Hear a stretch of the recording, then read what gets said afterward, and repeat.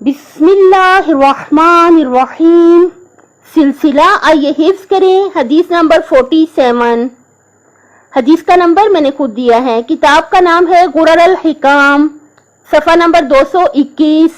قال علی علیہ السلام: من غلب عقلہ ہواہ, ہواہ ہے ہواہ پڑھیں گے جب رک جائیں گے. من غلب عقلہ ہواہ افلح. من غلب عقلہ ہواہ افلح, جس کی عقل اس کی خواہش پر غالب ہے کامیاب ہو گیا. مولا علی علیہ السلام نے فرمایا من غلب عقلہ ہواہ افلح, جس کی عقل اس کی خواہش پر غالب ہے کامیاب ہو گیا. یعنی کہ ہمیں یہ بات اپنے ذہن میں ہمیشہ رکھنی چاہیے کہ ہم سب یہ چاہتے ہیں کہ ہم سب کامیاب ہو جائیں, حقیقت میں کامیاب ہو جائیں, اصل میں کامیاب ہو جائیں, یعنی دنیا اور آخرت دونوں ہماری اچھی ہو جائیں.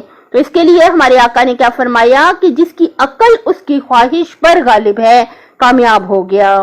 تو جب ہم اس بات پر فوکس رکھیں گے کہ ہم اپنی خواہشات پر اپنی عقل کو غالب رکھیں گے, تو جب ہم آہستہ آہستہ پریکٹس کریں گے تو پھر ہمارے لیے آسان ہو جائے گا کہ ہم اپنی خواہشات پر عقل کو غلبہ دیں. یعنی کہ عقل کو غلبہ دیں کیا مطلب؟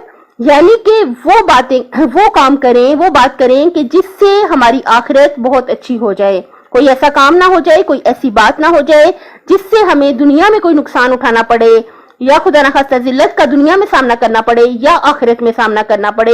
کوئی ایسا کام نہ کریں, کوئی ایسی بات نہ کریں کہ جس سے ہماری دنیا میں ہمیں مسائل کا سامنا ہو, مصیبتوں کا سامنا ہو, یا جس سے ہماری آخرت تباہ ہو جائے. مولا نے کیا فرمایا؟ من غلب عقلہ ہواہ افلح, جس کی عقل اس کی خواہش پر غالب ہے کامیاب ہو گیا.